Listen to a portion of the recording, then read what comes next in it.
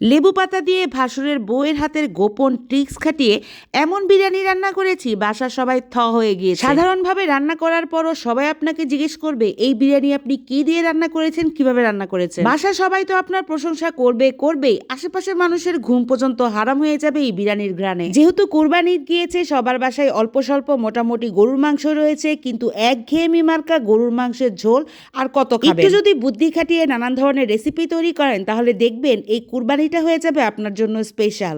Fridge থেকে আমি মাংস বের করে নিয়েছি। মাংস বের করে নিয়ে ধুয়ে ভালো করে পরিষ্কার করে এখানে দিয়ে দিয়েছি টক দই, ধনিয়ার গুঁড়া, জিরার গুঁড়া, সয়া সস, টমেটো সস, একটু ওয়েস্টার সস, আর দিয়ে দিয়েছি সাথে শানের বিরিয়ানি মশলা।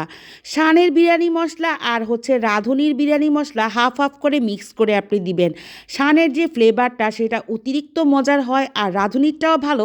তারপরে আপনি যদি রাঁধুনি আর শান দুইটা হাফ হাফ করে মিক্স করে দেন তাহলে বিরিয়ানির টেস্টটা যে কী পরিমাণ ভালো হয় সেটা বলে বোঝাতে পারবো না। বিরিয়ানির সাথে খাওয়ার জন্য এখানে আলাদা করে আমি আবার কাবাব তৈরি করছি, এজন্য পাতলা পাতলা করে গরুর মাংস কেটে নিয়েছি।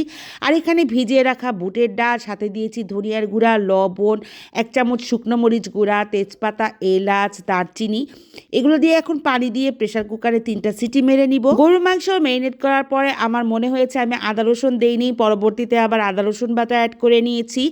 আর এইদিকে পোলাওর চাল ধুয়ে নিয়েছি। তারপরে একটু গোপন ট্রিক্স খাটিয়ে আমি বিরিয়ানিটা এমনভাবে রান্না করব যেন সব থেকে আলাদা হয়, সব থেকে ভিন্ন হয়।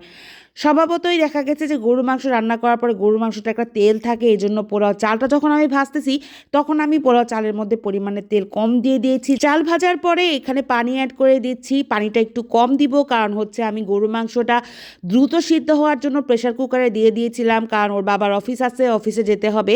ঈদের দিন সবার অফিস বন্ধ থাকলেও আমার হাজব্যান্ডের কোনো ছুটি নাই, কোনো বন্ধ নাই, যার কারণে সে প্রতিদিন অফিস করতেছে।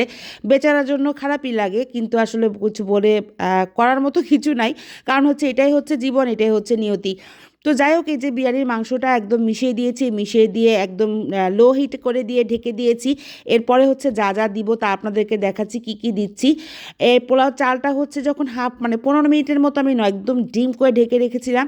তারপর একটু উল্টে পাল্টে দিচ্ছি। তারপরে এখানে দেখেন পেঁয়াজ বেরেস্তা করে নিয়েছি।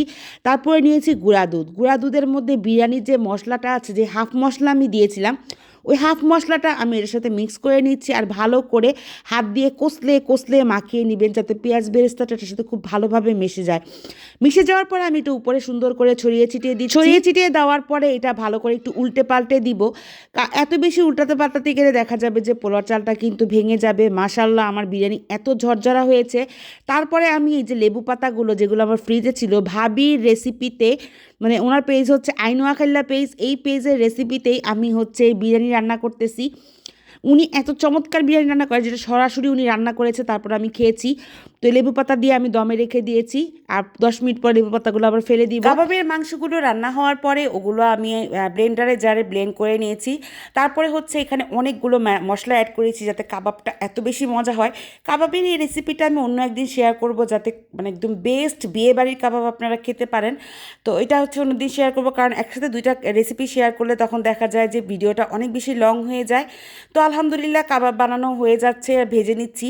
আমার ছেলে 2টা তো অনেক নাচানাচি করতেছে, বলতেছে কাবাব আমার ঘরের প্রত্যেকটা মানুষ পছন্দ করে। ছোটোটা তো আসলে কাবাবের স্মেল কি বুঝে না, বড় 2টা বলতেছে মা তুমি কাবাব বানাচ্ছ, কাবাবের স্মেলটাই এরকম। তো একদিন শেয়ার করব। আর আলহামদুলিল্লাহ আমার রান্না বান্না শেষ।